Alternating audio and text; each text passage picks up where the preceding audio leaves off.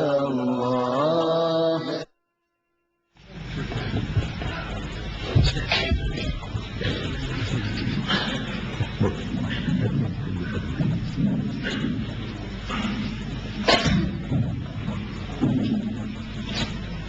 I would like to welcome you all for taking your time off to listen to the subject of today.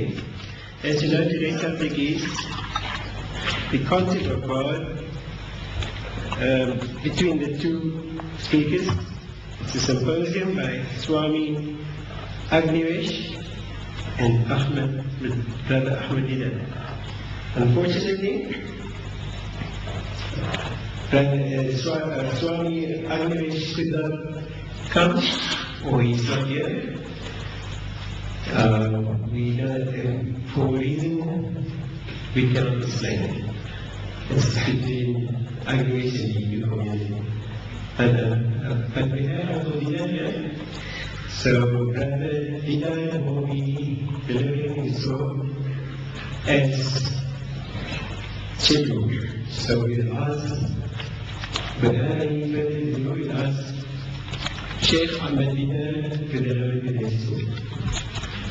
Alhamdulillah wahda. والصلاة والسلام على من لا نبي بعده.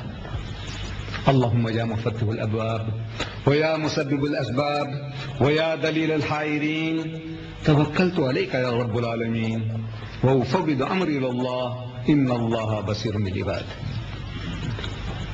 Mr. Chairman, my dear brothers and sisters, and my dear children, I might just reiterate that this was supposed to be a symposium.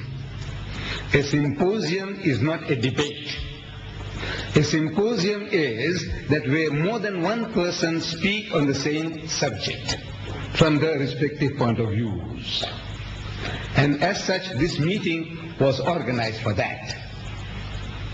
And it arose out of a letter that we had received from the Arya Pratidnidhi Sabha, that they had sent us a circular offering that, look, if this man, Swami Agnivesh, is coming to South Africa to a conference, and if you people want, you can organize a debate, a discussion, a workshop, and on and on and on.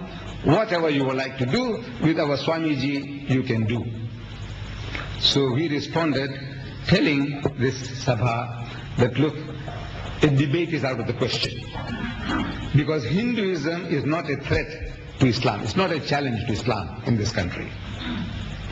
But rather that we have a symposium where the Muslim will have a chance of listening to the Hindu concept of God, and to the Hindu also listening to the Muslim concept of God, and the Muslim to listen to the Hindu concept. Either way, both sides.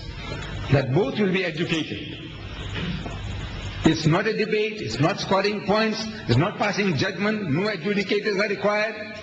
And they were very happy with our suggestion that it be a symposium, not a debate. Although they had mentioned the word debate, he said no debate. And we started to advertise, and we advertised, alhamdulillah, despite the fact that so much contrary news has been broadcast about nothing going to take place, there's no meeting taking place, we have a hall full, alhamdulillah. Now, I had the good fortune of speaking to Swamiji personally this morning and 5 o'clock again this afternoon. And I found him to be a charming gentleman. I'm sure I wouldn't have regretted embracing him. If he was here, embracing him on the stage, I would have had no regrets whatsoever. Charming gentleman. He cried. He's crying. He said, look, he's constrained. He wants to fulfill. He's a gentleman. He is not ashamed to, he's not afraid to back out of this. But the society around him, they had forced him into a situation where the poor man can't make a move. He's a guest in this country. So I suggested to him, I said, look, if we can't get together here, what about in India, in our motherland? Oh, he was elated. I said, in Delhi, we have a symposium, and this time I said, you organize it. You organize it. I organize this here at my expense. You organize it in Delhi, and I'll be prepared to fly down at my expense, everything, and we have a symposium there. In India. And inshallah, willing, in history, it has never happened before. That a Muslim and a Hindu can share a platform. It hasn't happened. And it was going to happen here tonight. But now, Allah didn't will it. But it can happen in India. That a Muslim and a Hindu, in 1,000 years it hasn't happened. Debates have taken place between Muslims and Hindus. Debates. But symposiums, never. Here is an opportunity in 1,000 years. We said, now we are prepared to stand up before the public and deliver a message as to what this concept of God each party has. Swamiji, Swami Agnivesh, this is the picture they had given it to us, from which we produced the pamphlets. He's quite a handsome gentleman.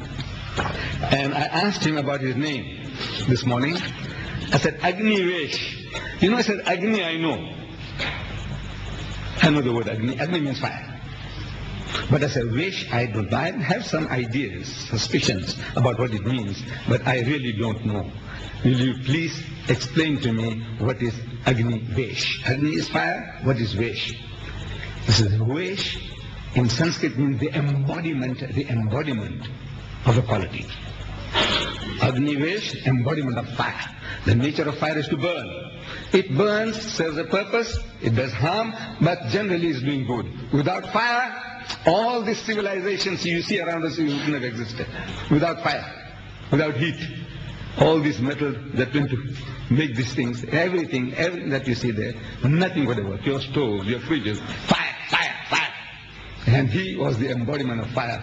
But he has been such a fantastic person that I'm looking forward to meeting him again, personally this time. Coming to the topic of this evening, the concept of God in Islam.